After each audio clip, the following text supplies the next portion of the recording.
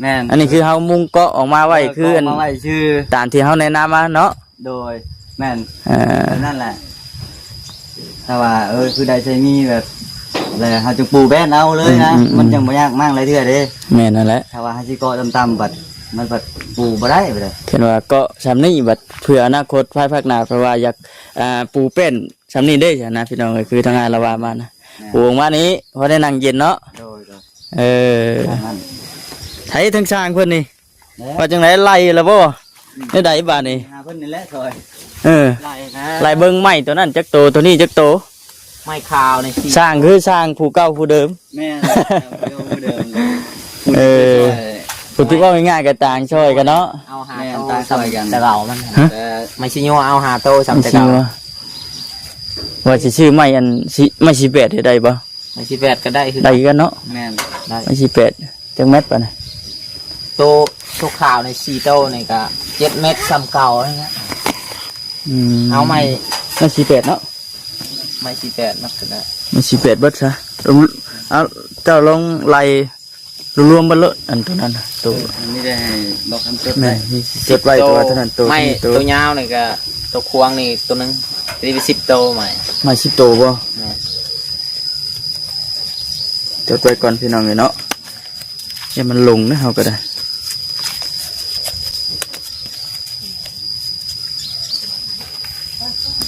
ทีนี้ว่าบุญบ่สบายบ่แม่นแท้แล้วก็มื้อเป็นได้ใดคือว่าบ่สบายบัดนี้จักว่านี่แหละให้เฮ็ดหยังก็บ่มีจือใจเด้มันมีผู้เจ็บผู้ไข้คือสิซักยาส่งเทื่อเลยน้องเอ้ยบ่เทื่อนี้เป็นเทื่อที่2แล้วแม่นมันงามกว่านี่ครับจิโดแกนมันก็ใหญ่ดีมันยังไม่จิกบ่แม่นมีแต่จิกบ่มันนี่แดงเนาะนี่จิกโอ้ใจมากแบบนี้เลยมันใหญ่ๆเลยดิคือเจ้าโซงามเลยใจอันขาสาวเลยโดยใจเบิด3แล้วเลยนี่โดยสาวตัวนี้เนาะก็เอามาแต่หน้าแล้วพี่น้องเนาะโดย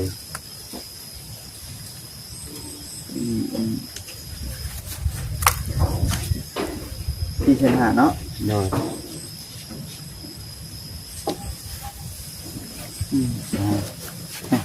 นี่คือจำนวนขาเสาเด้อพี่น้องเอ้ยโดยเป็นเงินทางมันไม่ป้าเพิ่นอะไรพี่น้องเนาะทางไม่ป้าเพิ่นอันให้ทางบ่คำมาดำเนินก็โอ้ยง่ายกับตะกี้กับเพิ่นก็เฮ็ดเรือนเฮ็ดซ่านแล้วก็ทีม้อยแล้วแต่ว่าบ่ได้ปล่อยเข้ามาเบรกบ่ได้นะโดยก่อนอื่นก็ขอขอบคุณใจทั้งแม่บ้านเพิ่นที่ว่าบ่ลืมลูกหลานแม่นอ้ายบ่คาดคิดเลยบอกกันว่าเพิ่นสิหวนคืนกลับมาเป็นยังติดตามเบิ่งอยู่โดยครอบครัวทางนั้นทบุญให้เพิ่นอยู่ดีมีแฮงเด้อแม่คอยเพิ่นร่ำรวยคอยปรารถนาสิ่งใดขอให้เพิ่นได้สิ่งแล้วมื้อนี้สิเฮ็ดจังได๋บัดขุดขุมบ่ขุดขุมกับอันบากเขาเลยบ่ถามมันครับก็ได้เพิ่นว่าถ้าไม่เสร็จมาถ้าไม่มาก่อนบ่ครบบ่เนาะแม่ถ้าไม่มาก่อนการเพิ่นว่าจิบๆดอกซั่นนี่ว่าอีกอย่างก็สิพังเบิ่งอาการของเอื้อยเจ้าฮะเป็นได้ใดทักได้หยังว่าไข้แบบชื่อไข้แพทย์เพิ่นมาเบิ่งอยู่นี่ว่าแพทย์บาดบ่บ่แพทย์บางแพทย์เด้แพทย์หยังวะเขาอยู่บางแต่เพิ่นมัน2มื้อ3มื้อนี่แล้วยังบ่เซาซัก2เทื่อเลยน้องเมื่อคืนนี่ก็เกือบได้ไปห้องหมอพู่นเด้บ่เนี่ยแบบว่าแน่นเป็นไข้แบบโอ้ไข้เลยโอ้ยแพทย์เพิ่นว่าการเป็นไข้เลือดเหนียวนี่ก็อันตรายกันเด้อพุ่นน่ะนั่นแหละอาจยังบ่มีจิตใจเฮ็ดอีหยังเพราะว่ามันคือแบบมีในจองในหยังไว้นะมันบ่ม่วนเลยบ่แน่เนาะมันจิตตั้งใจกับพังเบิ่งสถานการณ์เจ้าได้ซักยาแล้วใครแน่แล้วสิขึ้นไปถามเพิ่นเบิ่งเอาเมื่อคืนนี้นอนนาบ่คือนอนนาอันนี้ก็ปลาเล็กน้อย2คนอยู่นาเลี้ยงงัวมันดินใหญ่เลยก็อันนี้หันตัวเบาแน่ตัวติงได้แน่เมื่อเช้านี่เอ้ยลูกมาได้บาดสิเป็นเนาะบาดสิเป็นยังว่าคือสิบ่เช้าแบบง่ายๆนะเป็นอย่างก็คือว่าแบบเมื่อคืนนี่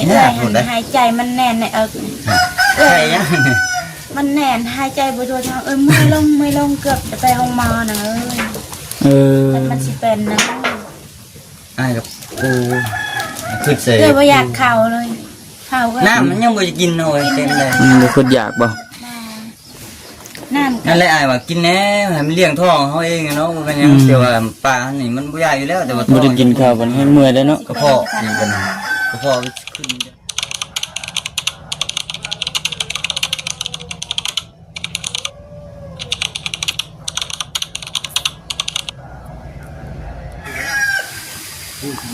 พี่น้องเนาะหลังจากที่ว่าเฮาอันไปบ้านหนุ่มคำหลามากก็ถือว่าหลายมื้อหลายวันเติบก่อนสิไปอันพุ่นก็ได้อันพากันมาเบิ่งแล้วมื้อนั้นพากันมาเบิ่งแล้วก็พากันแนะนำกันแล้วว่าเฮ็ดแนวใดแต่ว่านี่แหละพี่น้องเอ้ยมื้อนี้ก็ทางบ่คำมาอันเฮือนสะบุญเพิ่นอีกคือเก่าเนื่องจากว่าได้วางแผนกันไว้ว่าสิก่ออันเฮือนครัวเฮือนไผก็ว่าแม่นพอดีอันทางเราโทรมาบอกว่าเสาแกะมาฮอดแล้วเด้อว่าซั่นเนาะแกะมาฮอดแล้วสบายดีมีให้มีความคิดที่ว่า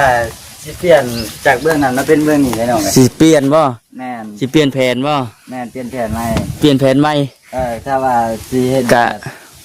ตัวนี้นะเนาะเฮากัดเฮ็ดบ่อนเฮ็ดอยู่เฮ็ดกิน บ่ต้องพื้นต้องไผแล้วตัวนี้นะบ่อนนั่งลิ้นเฮ็ดเป็นว่าวางตั้งวางหยังนะ วางเตียง แม่นที่ว่ามันสิได้ระดับความกว้างแน่แล้วก็เฮาเอาผ้ากระดาษกัดแบบ กั้นบังไว้บัดน่ะ แม่นว่าสิก็เบิ่งนั่นแต่มันแค่โพด มันแคบเนาะมันเจาะเนาะ แม่นมันจ่ออีหยัง มื้อนั้นน่ะพากันมาเบิ่งนะว่าสิอันเกาะไปเบิ่งนั้นพี่น้องเอ้ยเนาะ แม่น แต่ว่าทางอ้ายเราว่าเปลี่ยนแผนว่าซั่น โดย ก็แล้วแต่เจ้าของเฮือนคือกันนะบัด เจ้าของเฮือนเพิ่นว่าเปลี่ยนมาทางนี้ก็เปลี่ยนแล้วเฮ็ดจังได๋ซั่น แต่ว่าความสูงของมันนี่สิพูดได้หน่อยแต่ ตัวพุ่นบ่หรือว่าพุ่น ตัวนี้นะสิโยเก่าพุ่น ลุ่มชิโงเก่าอ่ะ อ๋อ มันสิเย็นแล้วก็ มันสูงเลยเนาะ คือได้ใส่มีหรือว่า เพื่ออนาคตว่าซั่นซะ แม่นจังว่าใส่ไม่ตรง เฮ็ดปูแป้นเลยบัดนี้ โดยแม่น อันนี้คือเฮามุงเกาะออกมาไว้คืออัน มาไว้ชื่อ ตามที่เฮาแนะนำมาเนาะ โดยแม่น เออ นั่นแหละแต่ว่าคือได้ใส่มีแบบแล้วเฮาจะปูแป้นเอาเลยนะมันจังบ่ยากมากเลยเด้อเด้ แม่นนั่นแหละ ถ้าว่าเฮาสิเกาะต่ำๆบัดมันบัดปูบ่ได้บัด เห็นว่าก็สำนี้บัดเพื่ออนาคตภายภาคหน้าเพราะว่าอยากปูเป็นสำนี้ได้จ้ะนะพี่น้องก็คือทางงานละว่ามานะปูออกมานี้พอได้นั่งเย็นเนาะ โดย นั่น ไถทั้งช่างเพิ่นนี่ว่าจังไดไล่ละบ่ได้ใดบาดนี่ หาเพิ่นนี่แหละซอย ไหลนะ ไล่เบิ่งไม้ตัวนั้นจักโตตัวนี้จักโต ไม่ข่าวในสี สร้างคือสร้างผู้เก่าผู้เดิม แม่เดิม ผู้ที่ว่าง่ายๆก็ต่างช่วยกันเนาะ เอาหา แม่ โต ตาซอยกัน แต่เรามันไม่ใช่โยเอาหาโตสำแต่ ชื่ เก่า อว่าสิชื่อไม้อันสิไม้สิเป็ดได้บ่ ไม่ใช่แปดก็ได้คือ ได้กันเนาะ แม่น ได้ ไม้สิเป็ดจังแมตรปะนะ โตข่าวใน4โตนี่ก็7 เม็ดซ้ำเก่าแล้วนะเอาไม่ ไม้สิเป็ดเนาะ ไม่48นักก็ได้ มันสิเป็ดเบิดซะเอาเจ้าลองไล่รวมๆบ่เลอะอันตัวนั้นน่ะตัว นี่ได้ให้บอกคำจด แม่ ได้ มีจดไว้ตัวเท่านั้นตัว ไม่ ที่ตัว ตัวยาวนี่ก็ตัวควงนี่ตัวนึงตีไป10 โตใหม่ ไม้สิโตบ่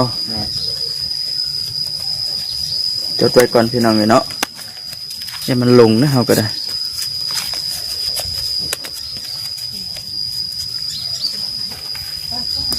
ทีนี้ว่าเอ้ยบุญบ่สบายบ่ แม่นแค่ถ้าก็เมื่อ เป็นได้ใดคือว่าบ่สบายบัดนี้ จักว่านี่แหละให้เฮ็ดหยังก็บ่มีก็จิตใจเด้ มัน มีผู้เจ็บผู้ไข้คือสิจักยาส่งเทื่อเลยน้องเอ้ยเทื่อนี้เป็นเทื่อที่2แล้วเท่านี้พุ่นน่ะ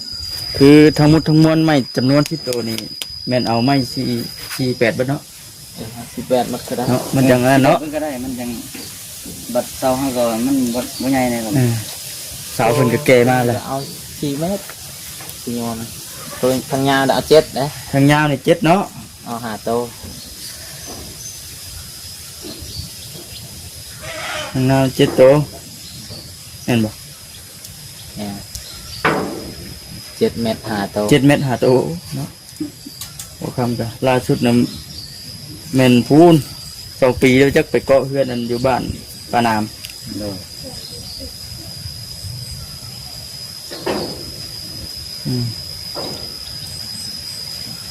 อันตัวนี้เลยจะเกาะออกมาจะ4 เมตรบ่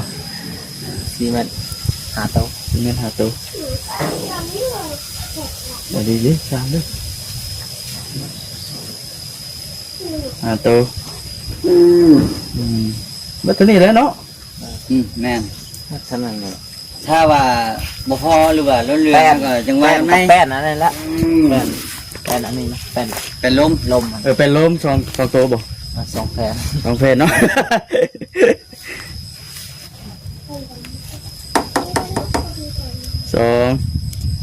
ตามนี้แหละเห็นว่าชวนใดที่ว่ามันบ่พอก็มีแต่ว่าเดี๋ยวทั้งอันบ่คันสิโทรหาทางแม่ป้าเรา โดย โทรไปบอกกันแหละ โดย อันนี้คือเฮายังกะบ่ได้ได้ว่ามันสิ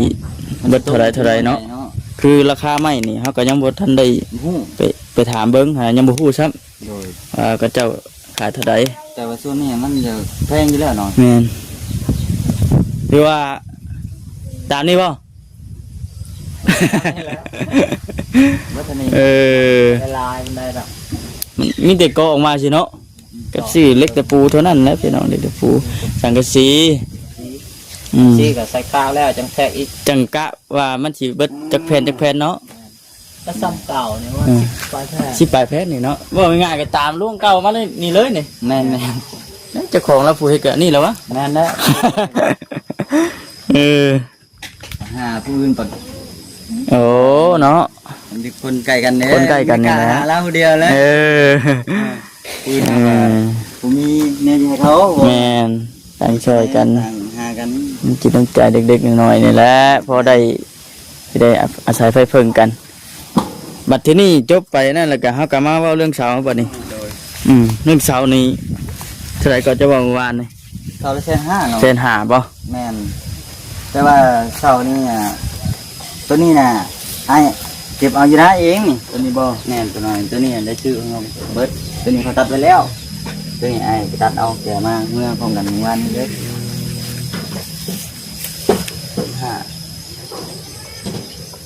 แต่ว่าเสานี่ไอ้ว่าตัวนี้มันอยากมันน่ะโพดเป็นชั้นโพดชั้นแม่แต่บ่ฮู้ว่าสิวัดจะรับใช้ได้หรือบ่นะแล้วก็สิพยายามค้นหาอีก ได้บ่250 อันนี้ได้นี่ ก็ จะเข้า3เมตรกูได้นี่ เพื่อพังเนาะเพื่อเฮาพังเฮายัง จะได้รับที่เบิดไปแล้วครับคือว่าคือมีอยู่นางว่ะเจ็บไว้ ตัวนี้เฮ็ดดิ มันแกนมันก็งามกับนี่ครับจิโดแกนมันก็ใหญ่ดี มันยังไม่จิกบ่ถึง แม่น นี่ได้จิกบ่มันนี่แดงเนาะ นี่จิกโอ้ใจมากแบบนี้แล้วมัน ใหญ่ๆเลยดิ คือซาโซงาม เดี๋ยวสิจ่ายอันค่าเสาเลย โดย จ่ายเบิด3แล้วแหละนี่ โดย เอาตัวนี้เนาะเราเอามาแต่หน้าแล้วพี่น้องเนาะ โดย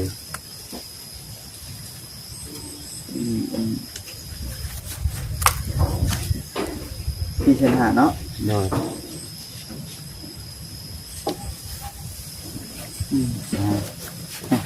นี่คือจำนวนขาเสาเด้อ แม่น น้อง ๆ เอ้ยโดย เป็นเงินทางมันไม่ป้าเพิ่นอะไรพี่น้องเนาะทางไม่ป้าเพิ่นอันให้ทางบ่คำมาดำเนินก็ โดย โอ้ยง่ายกับตะกี้กับเพิ่นก็เฮ็ดเรือนเฮ็ดซ่านแล้วก็ทีน้อยแล้วแต่ว่าบ่ได้ปล่อยเข้ามาอัปเดตบ่ได้นะ โดยก่อนอื่นก็ขอขอบคุณใจทั้งแม่บ้านเพิ่น เนาะ ที่ว่าบ่ลืมลูกหลาน แม่น อ้ายบ่คาดคิดเลยบอกคำว่าเพิ่นสิหมุนคืนกลับมา เพิ่นยังติดตามเบิ่งอยู่เพิ่น โดย ครอบครัวทางนั้นทบุญ ให้เพิ่น เออไง อยู่ดีมีแห้งเด้อ แม่ ขอให้เพิ่นร่ำรวยขอให้ปรารถนาสิ่งใดขอให้เพิ่นได้สิ่งนั้น อายุมันคนยืนเนาะ โดยอายุมันคนยืนอย่าสิได้เจ็บอย่าได้ไข้จ้า ถูกเนาะมีแต่ว่าอันบัดที่นี่น่ะบ่คำก็สิไปสั่งเครื่องที่ว่าทางนั้นเฮาไปจดไว้หั่นเป็นไม้เป็นหยังมา ส่วนตะปูนี่เอาตะปูแบบใหญ่ๆแน่ฮึกแน่ ปูซิป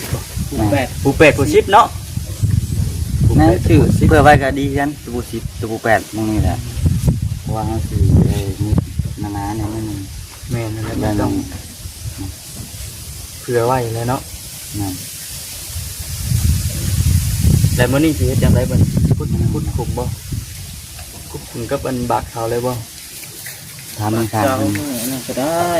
เพิ่นว่าถ้าไม่เซ็นมา ถ้าไม่มาก่อนบ่ครบบ่เนาะ แม่น แต่ไม่มาก่อน จางเพิ่นว่าจิบๆดอกซั่นนี่ว่า อีกอย่างก็สิพังเบิ่งอาการของเอื้อยเจ้า ฮะเป็นได้ใด ทักได้หยังว่าไข้แบบคือไข้แพทย์เพิ่นมาเบิ่งจริงๆว่า แพทย์วาดบ่ บ่แพทย์บางแพทย์เด้แพทย์หยังว่า มาอยู่บ้านแต่เพิ่นเพิ่นอยู่ มัน2มื้อ3มื้อนี่แล้วยังบ่เซาซัก2เทื่อเลยเนาะเมื่อคืนนี่ก็เกือบได้ไปห้องหมอพู่นเด้ บ่ แบบว่าแน่นเป็นไข้แบบโอ้ไข้เลยโอ้ยแพทย์มันว่าการเป็นไข้เลือดเหนียวนี่ก็อันตรายกันเด้อพุ่นน่ะนั่นแหละอาจยังบ่มีจิตใจเฮ็ดอีหยัง เพราะว่ามันคือแบบมีในจองในหยังไว้อะนะมันบ่ม่วนเลย บ่แน่เนาะมันจิตตั้งใจ กับพังเบิ่งสถานการณ์เจ้าสิซักยาแล้วใครแน่แล้ว เดี๋ยวสิขึ้นไปถามเพิ่นเบิ่งได้เอาเมื่อคืนนี้นอนนาบ่คือนอน นอนนาอันนี้ก็ปลาเล็กน้อย2คนอยู่นาเลี้ยงงัวอันว่าสิมื้อฮุบมื้อหมดก็มันบ่พอสิได้ฮุบมื้อซะเนาะมันบ่มีบ่อนจึงงัวเลี้ยงควายก็แม่นอาศัยอยู่ในนางัวควายแล้วก็ซ้อมาก็เครื่องของเฮาก็มัน เครื่องของบ่ได้ให้อยู่หน้าเนาะ ให้นาไก่กาไปซะ นั่นแหละเดี๋ยวบัดมือทั้งช่างเพิ่นมาเฮ็ดแล้วก็สิเอาเงินให้เจ้าไว้ซื้อแนวอยู่ในกินให้เพิ่นนั่นแหละ โดย โดย อยู่ในกินซื้อทั้งช่างเพิ่นกิน โดยคือแบบอ้ายเว้านะก็เพิ่นออกมาทางนี้ ทวิตน่ะแนวนี้พี่น้องทวิตน่ะพากันมาเบิ่งมาว่าสิก็มาทางนี้แต่ว่ามันจะจ่อแน่คือก็นั่นแหละ โดย มันจะจ่อแน่แต่ว่าเฮาก็ไปทางนั้นมันจะแม่นว่าเพื่ออนาคตคือจะว่าเนาะ เนาะว่าเพื่ออนาคตแบบเฮาสิปลูกแป้นแล้วซะมันก็ง่ายเกาะมันสูงขึ้นเด้ แม่นเอาเกาะสูงเพื่อไว้เด้ แม่นเพื่อมีแป้นมีหยังปลูกมันก็ถ้าว่าสิก็ตามปัดปลูกบ่ได้เด้เนี่ย ปลูกบ่ได้แล้วบัด แม่น จ่อเลยเนาะ โดย ก็คือว่าโอเคแล้วฉะนั้นก็ โดยโอเคแล้ว มีแต่ให้จดไว้แล้วบ่ จดแล้วนี่แต่ว่าเดี๋ยวสิไปไม่อันนี้ก็ทีมาชมดูบ่เนาะ อยู่ใช่ เราจะไปทานที่วันนี้ มาแล้วเนาะกัน มาชมดูเนาะ มา เดี๋ยวเรียนไปถามเบิ่งราคาใหม่เลยพี่น้องเอ้ยว่ามัน สิตกจำนวน ต ใด กอยู่จำนวนใดแล้วก็สิแจ้งทางแม่ป้าเป็นแน่คือค่าเสาในแม่นจ่ายเป็นที่เรียบร้อยแล้ว โดยมีเด้อเงินค่าเช่าเด้อทางแม่ป้าเอ้ย เนาะ โดยและบัดนี้เพิ่นก็อยู่นานะเงินค่าเช่านี่เพิ่นก็ดำนาให้เพิ่นแล้ว ยังบ่แล้วครับ แม่นเพิ่นว่าโอ้ยช่วงนี้กำลังบ่มีเงินซื้อน้ำมันเพิ่นว่า อ้ายก็ว่าขายเช่าแน่ว่าต่างขอกันแล้วว่าเฮ็ดได้เจ้าของก็บ่มีแน่นะ การช่วยกันเนาะ โดย อันนี้ก็คือกันนั่นเอง ถ้าว่าสิเพิ่นว่าสิได้ใหญ่กว่านี้มันก็เอาว่าบ่ใหญ่บ่หยังนะว่าขอแต่ว่ามีแกนนะว่าส่วนนี้ก็ได้แล้วว่าตัวนี้สิเป็นเพิ่นตัดไว้แล้วนะ ตัวนี้ของเองไง อันนี้ของเองหาเบิ่งเอาในหน้าแต่ว่าบ่ฮู้ว่ามันสิสั้นหรือยาวส่าใดนะสร้างเพิ่นยังบ่ได้วัดเบิ่งเด้อ กับมันเป็นพวกกระดิ่งจะเก็บไว้แล้ว โดย ตัวนี้เอง สิเก็บไว้แหน่ นี่แหละพังเบิ่งอาการ นะฟังเบิ่งอาการนี่จังได๋ เป็นได้นะป้าไป ซื้อยาก็กินยาก็ซ้ำบ่ได้กินแน่นอน บ่ซ้ำมันถีบลูกป้องเอาชื่อ จักว่า มันบ่เท่าบ่ไอ้บุญเอ้ยเป็นนี่ได้เดี๋ยวนี้ อ๋อเนี่ยเนาะ เนี่ยนี่ดู หัวนี่ยังไงได้เจ็บหัวนี่ อันนี้คือก็มานี้ นี่แบบไอ้วางไว้ซื้อนี่ฮะ บนอันเสาเนาะบนขุดเนาะ แต่ว่ามันอะไรเนาะ แล้วก็จากหลังจากที่ว่าเฮาสั่งเครื่องสั่งของมาแล้วก็สิเข้ามาอัปเดตเบิ่งนั่นแหละมีแต่ว่าค่อยเฮ็ดค่อยหยังไปแล้วเนาะ โดย มันจั แต่ ง ว่าอาการเอื้อยเจ้ายังบ่ใครอ้ายก็สิโทรหาน้อง แม่น สั่งแบบว่าอ้ายสิบอกน้องว่าโจก่อน ๆ บ่ได้ก็ไปพังมืออาการเอื้อยเจ้าเดี๋ยวพักนะ เนาะ มีแห้งได้หน่อยไอ้ก็ คือกันนั่นแหละอยู่ดีมีแห้งคือกันนั่นแหละเนาะ ทักยาได้หน่อยจะลูกได้มานั่ง เนาะเพราะจะว่าพังเสียงบ่หาบ่หันบ่ได้ มึงยังเลยคือวันนั้น สบายดีเด้อ สบายดีนางสบายดี มันบ่พอที่ว่าสิ มั เช้าน เป็นนี่ได้ มันเจ็บนางเจ็บแทงมัด ไอ้ก็คิดว่า สันหลัง จักคือดึงเขาเถื่อมันก็สิเช้าแล้วดอกว่า มือน้องมากับแม่อันนั้น แม่บ่คิดบ่ แม่มือหน้าหันหันตอนแรกมือนั่นตอนน้องมา จักมือเลยรวมๆเบิด จังมือเลย 3 มือมานี่หน่อย 4มื้อเลย แม่มือน้อง มื้อเข้ามาก็บ่จิตนั่นก็แสดงว่าเครื่องอยู่บ่ซั่น เครื่องกิน แต่ ยา แต่มื้อนั้นแหละ กินยาใส่กับบ่เศร้าแล้วก็หายจะเอาไปเลี้ยงงูเอาไปเลี้ยงงูแล้วบ่ไหวแล้วก็มือสักยามื้อเช้านี่ก็สักนางแสนนาง มันดินใหญ่นี่ก็เอาอีก อันนี้หันคือว่าเบาแน่คือว่าติงได้แน่มื้อเช้านี่ลูกบ่ได้ไข่ มันสิเป็นยังว่าคือสิบ่เข้าแบบง่ายๆนะเป็นอีหยังก็คือว่าแบบ เมื่อคืนนี่หันหายใจมันแน่นในใช่ยัง มันแน่นหายใจบ่ทั่วท้องไม่ลงเกือบจะไปห้องหมอนะมันสิเป็นนะ ไอ้กับกูคือเสย เลยบ่อยากเข้าเลยเข้าก็ น้ำมันยังบ่จะกินเอาไว้เต็มเลย บ่คนอยากบ่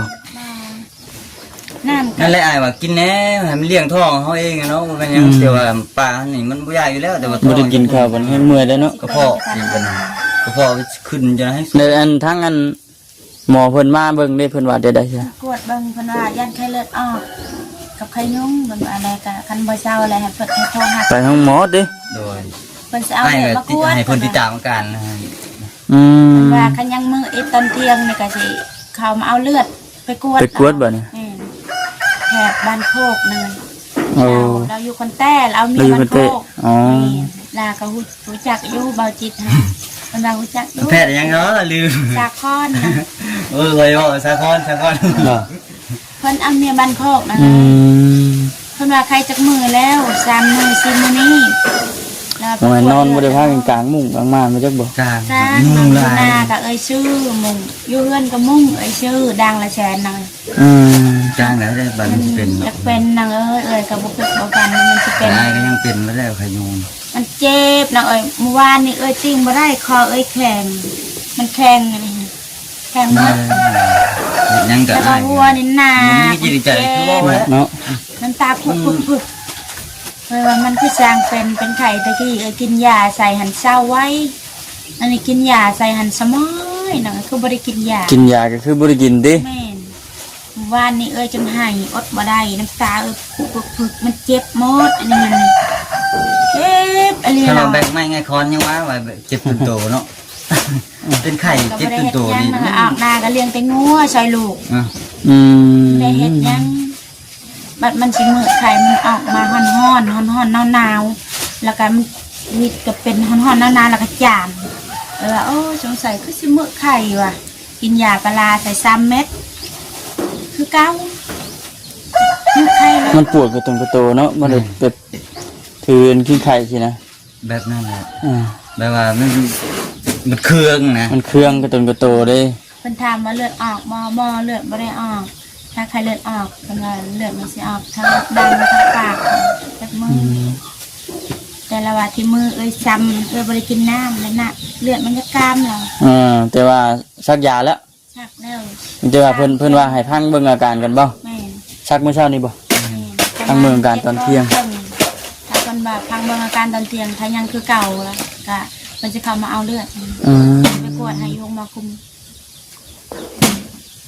นั่นแหละก็มีแต่ว่าจังซั่นแหล้วพี่น้องเอ้ยเนาะ โดย เฮาก็ก่อนสิสร้างเครื่องก็มีแต่ว่าพังเบิ่งอาการก่อนเนาะ ฟังเบิ่งอาการของอันทั้งไอ้บุญเพิ่นก่อนพี่น้องเอ้ยคือแต่ว่าเฮามีแต่ว่าเฮ็ดปกๆแป๊กๆนี่แหละเนี่ยส่วนใดแต่ว่าเฮาเฮ็ดได้ก็ตัวนี้อ่า เดี๋ยวจะให้สร้างเป็นเทคออกไปว่าสิคุดคุมมันสิประมาณซ้ำใดนะ คุดคุมถ่ายก็ได้เนาะมันจังนั่นเด้คุดคุมถ่ายแล้ว เศร้าสักยาใส่อีกก็เศร้าแต่ตัดอุ้ม แม่น เมื่อที่การเจ็บได้ เรื่องเศร้านี่มันก็เศร้าอยู่แต่ว่า เมื่อวานนี้ก็มีกินมัดมือ อืม เห็นเข่าก็อยากหักเป็นไปได้บ่เห็นเข่าอยากหักแล้วก็มื้อนี้อีก นางเพิ่นว่าลูกไปนึ่งข้าวแม่จะลูกบ่ได้บ่บ่ลูกเอ้ย อืม เพิ่นลูกไปนึ่งข้าวแทนแม่มื้อเช้าว่านนี่เพิ่นจะนึ่งข้าวให้กินพาน้องกินคอยป้าฮัดข้าวหน่อย โดย ว้ายากน้ำก็ยังบ่แจ๊ะเลย แม่มันนี่น้ำนะให้กินแน่เนาะ กินน้ำ มันบ่กินน้ำกินหยังมันจะเป็นเลือดเหนียวเด้บ่บ่ขาดน้ำได้จ้ะ จักยาใส่กินให้มันเย็นแล้วน้องไอ้ก็มีเองเลยนอนเบาแน่ว่าทางหลังทางนี้มื้อเช้านี่มันแข็งมาเลยนี่เอ้ยลูกบ่ได้นะอายจะจมคือรถจักร เติมขึ้นจากพากันมาบ้านพี่ โทรแพทย์มา นอนน้ำเมื่อวานนี่น้องตะกี้ก็จะมานอนเฮือนตอนแรงแล้วก็พาลูกมานอนเฮือนเมื่อวานนี่นอนหน้าว่ะเมื่อยยางแล้วก็นอนหน้า บัดช่วงเที่ยมันสิเป็นช่วงเล็กๆเลยมันมีอาการได้ มีอาการแบบหนาวขึ้นมาแล้วก็อ่อนใน อ่า แล้วก็หน่วยตานี่เจ็บมาช่องเบื้อง แต่ว่าตุนโตยังบ่ได้เจ็บบ่ตุนโต บ่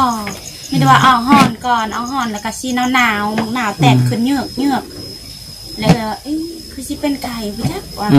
ก็แหลมกินยาใช้กินยาใส่คือมือตอนแรงมาก็หนาวนอนในเฮือน3 คน4 คนมีลูกหนาวอยู่เส้นแล้วก็ลูกมากินยาแล้วตื่นมื้อเช้าก็ต้องให้อายเจ้าเข้ามาแล้วก็ไปซักยาแล้วเมื่อวานนี่บ่ได้ซักกินเอายาซุ่มก็กินหมดแล้วนั่นคือเก่าเมื่อคืนนี่บัดเคยให้แนนเขาหายใจบ่ออกทั่วท้องแล้วก็เมื่อยลงหรือว่าเป็นยันบ่ได้กินข้าวบ่ก็บ่ มันก็มีส่วนอยู่เนาะ ส่วนอ เนาะ ยู่กระเพาะเจ้ามันเยือนนั่นแหละ เอา แล้วลุกขึ้นมามันงงมันเงี้ยก็มีแต่ปวดหางอย่างเดียวนะ ต่อมานี่ย่างว่าบ่อยากแท้นี่ให้ปั่นกินแน่ กินน้ำกินในเนาะ แต่ข้อยละพะเยาเว้า กินใส่นะบ่แม่น เป็นจังได๋ กินใส่แล้วย่ำเข้าไปแล้วมันขึ้นโลดมันจะท้องมันยังห่าง น้ำบ่ให้ขาดกิน ก็เลยกินบ่ได้ ขนาดที่เวียกยังบ่กินน้ำได้หน่อย บ่ เฮ็ดอยู่เมื่อยยังบ่อยากกินน้ำ บ่ค่อยอยากบ่ แปลกดีเป็นแต่อ้ายนี่โอ้ยบ่เรื่องน้ำนะกินดีแท้ จะหันกินได้นะ เฮ็ดอยู่เมื่อยยังสิโดดใส่น้ำแล้วแม่นมัน มีแต่ว่าพังเบิ่งคือทางอันแพทย์เพิ่นบอกแนะนำหั่นแหละ โดย ซักยาซักหืดซักยาแล้วก็พังเบิ่งอาการก่อนเป็นจังได ถ้าว่าสักยาเข้าไปแล้วมีแห้งในจังหน่อยก็สาธุเลยนางเอ้ย มันก็ค่อยดีค่อยเศร้าไปหน่อยเลยเนาะ แม่ ก็ค่อยอัน แต่ว่าอ้ายก็โอ้ย ปรับปรุงไปแหละ เป็นหยังก็คือว่าจะเศร้าแบบง่ายๆแบบซักทีนึงกินยาไปเศร้าก็ จะถามว่าเป็นอะไรตะกี้กับเดี๋ยวนี้จะเป็นคือกันมันบ่คือเป็นชุดนี้คือว่าหนักกว่าเก่า เก่าเป็นกินยาสลาไปย่างไปได้เลยเนาะ คือว่าเศร้าดิ แม่นที่เปิดปะข่าวชม นี่นอนจมเลยนะห่วยแบบมีแต่ข้างโอ้ยอยู่ได้แล้วบัดนี้ เจ็บ ไปได้ เล บัด ยนะเจ็บหมดเจ็บอันนี้ทางอายเจ้าคือทางเขาเจ็บคนลูก อัน เจ็บ ปีกายนี่บ่ก็เห็นมายิ้ม โอ้ นี่เป็ดไข่ลากขนองขึ้นไปคอยากินอยู่น้ำเพื่อนปีกายนี่สั้นทดไป แม่นนะ เวลาเป็นไข่น่าจะเป็นไข่ยุ่งนี่แหละ แม่นนะ แม่น แต่ประเภทสั้นแบบนั้น โน่นสั้นแบบอู้ แม่ ผาง ไข่มุ้งนี่ไข่นี่เคยเป็นแล้วหนาวนอนแบบ อายจะเป็นเธอหนึ่งกับจนย่าน ผมนี่โอ้ย ชุดเอาคนไปห้องหมอชุดนั่นก็คลายเข่าจนเข่าจะกินกันยังบ่มีคลายตัวอายเจ้าพดชันคือเจ้าว่าแหละเนาะแต่ว่าหน้าตานี่แดงขึ้นมาโมดย่านเพิ่น ผ ช็อ ม ก นี่พื้นหนึ่งสองพื้นยังบ่พอ มัน แล้วก็แล่นไปห้องหมอเพิ่นว่าไข้เลือดออก ไข่เลือดออกไข่ยุ่งไข่เลือดออกเนี่ยอันตรายอยู่ตัวนี้ก็ได้ แต่ว่าว่ามุ่งก็คือว่ากลางอยู่น้องหรือว่า บาดอันสิเป็นเนาะ บัดสิเป็นตอนนั้นมันก็ระบาดอยู่เด้ แม่น เลือดออกตอนนั้น กลางมุ่งนอนแต่ละคืนบ่ปะมุ่งยันเป็นไข้เลือดออกแล้วทุกอย่างต้องมองน้องบ่อนอยู่บ่อนกินเฮาแหละมัน แนวกินแนวนั้นคือว่าสะอาด แต่ว่าพังไปพังเบิ่งอาการยาเพิ่นนั่นแหละมันสิเป็นใดๆเฮาก็พังเบิ่งก่อน เป็นสักให้7 โมงครึ่งนี่ลุกได้แน่นี่ พังเบิ่งช่วง เช้านี่ลุกบ่ได้เลย เที่ยง ไปทักอยู่ค่ายทหารคนเจ็ดก็คือว่าใครแน่แล้ววะลูกใดมีเพื่อนมีแห้งแน่แล้ววะคุณลูกนั่งลูกย่างไปเนาะบัดสุดท้ายบัดฤทธิ์ยามาคือเก่าไป เป็นคือเก่า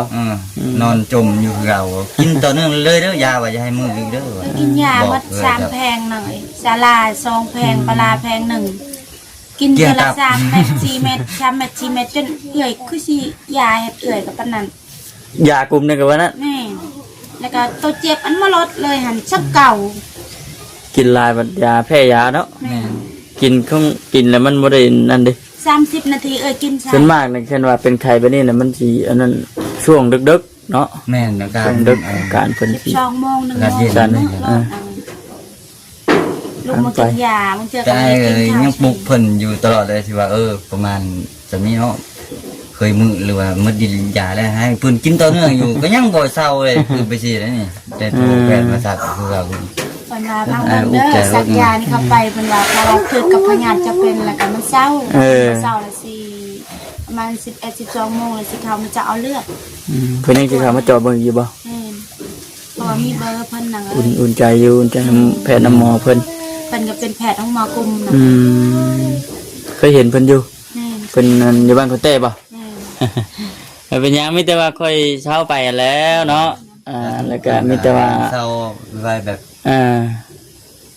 เอ้ยเศร้าเอ้ยก็ดีใจ อ่า เอ้ยแฮงบ่มีเงินบ่มีคำ เนาะทางแม่ป้าเพิ่นก็เบิ่งอยู่เด้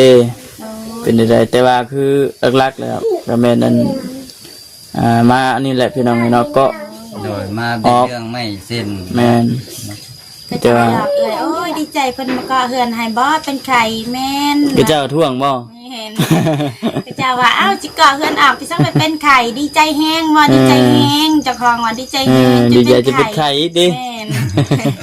โอ้ยเมื่อไหร่ก็ยังคิดลงงานลงหลังอยู่ขึ้นโอ้ยเมื่อไหร่ตื่นเต้นเลยคือว่า เป็นหยังได้เฮาอันแล้วเวียกให้เวียกหน้าได้บัดนี้มันก็ เอ้ยก็ตื่น พอเฮ็ดไปเนาะ อ้ย เป็นว่ามันบ่คือได้แบบว่าอันจ้างสร้างแบบว่ามาเฮ็ดแบบขาดมือเลยหั้นนะพี่น้องเอ้ยอันนั้นน่ะเพิ่นสิเฮ็ดไว้เนาะ แม่น อันนี้เฮา ว่า จ้างเฮ็ดรูปไปแน่ แม่นต่างเป็นประสบการณ์ของเราเอง ถามว่าเป็นบ่ก็ บ่เป็นแต่ว่า บ่โลดทั้งเลยเนาะจ้ะ แต่ว่าพอเฮ็ดได้ เป็นทายเนาะช่วงนั้น ถ้าว่าให้งามแท้นี่งามลีดอนี่มันก็บ่ซ้ำสร้างเขาแต่ว่ามันก็พอใช้ได้อยู่พออยู่ได้ขึ้นสิแล้ว แม่นอันนี้เฮาหาอันผู้เทื่อเพิ่นเคย แม่น เฮ็ด แม่น มาจับมาบายช่วยกัน แม่นต่างคอแห้งน้ำเพิ่น ก็มันสร้างเฮ็ดเรือนก่อเฮ็ดเรือนใหม่เฮ็ดไปหมดกันเลยก็เลยคอแห้งเพิ่นนั่งอายเจ้าของหมู่บ้านเพิ่นว่าได้อยู่ อยู่ ถ้าว่าเรื่องจ้างนี่แพง แพงเรื่องจ้าง เรือก็แห้งนี่ซอยได้อยู่เพิ่นว่า นายก็พอสิเพิ่นว่า ปานใด ต่างคอเรือเขาแห้งแล้วว่าน้ำในฮะ ว่าเพิ่นเรื่องจ้าง เดินได้เนาะเขาว่า แม่น ชื่อน้ำชื่อใน แม่นกินนะกินได้ เขา อยู่ ว่าต่างคอเรือเขาแห้งว่า เป็นกระหู้อยู่เนาะ ท่านว่าบ่หาเจ้าจักสิหาไผว่าอยู่ใกล้กันไปสิแล้ว เพิ่นกระหู้อยู่ดอกเนาะว่าเป็นนั่นใดนั่นใดตั้งแต่ใดมาแล้วเนาะครอบครัวเฮาก็ได้ แม่นเพิ่นก็ เพิ่นก็ฮู้แต่ว่าสิถ้าไปอาศัยแถวบ้านเขาก็ยังก็เอาแพง แม่นั่นแหละ อยู่ใกล้ เฮาก็ กัน ต่างกันเพิ่นเคยมาเฮ็ดแน่เพื่อนนี่ก็แม่นเพิ่นนั่นแหละพี่น้องเนาะ FC ก็คือสิเฮ็ดอันเคยเห็นอยู่ดอกเพิ่นมาเฮ็ดตอนนั้นก็ได้กับมันไอ้เลินเพิ่นแน่จับบ่ายช่วยกัน แม่น เก่งเต็มแล้วนี่จนเป็นเฮือนเป็นชานเลยเนาะ ก็ธรรมดา เอาอีบุญมีแต่ว่าเศร้าไว้ๆเด้อเด้อจังใดก็มีแต่ว่าพุ่นแล้วเฮาก็ ติดตามเบิ่ง ติดตามเบิ่ง ฟังเบิ่งกัน ม แบบอ้ายว่านะ คือทางไอ้เลินแล้วว่าแล้ว ไอ้สิเฮ็ดหยังก็มันบ่ม่วนนี่สิดีใจคล้ายๆแบบมีในจองไว้ซั่น เนาะบ่ว่าไผแล้วเนาะ เฮ็ดแบบขึ้นไปข้างหลังบัดมันบ่อยู่ดีมีแฮงว่าซั่นจ้ะคือมือไข่เป็นสิว เออ ทางเบิ่งไอ้สักยานังเอ้ย แม่น ถ้าว่าอยู่ดีมีแฮงเลยเฮ็ดหยังมันก็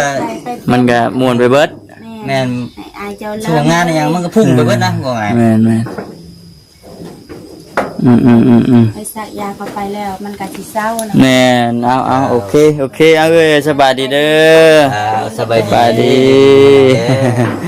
ป้าพี่น้องมีแต่ว่าติดตามเบิ่งเด้อพี่น้องเด้อเนาะจังไดก็ทำบ่คำก็อัน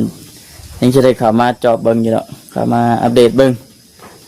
จังไดก็มีแต่ว่าฝากติดตามเบิ่งไปนํกันไปพี่น้องเอ้ยสบาย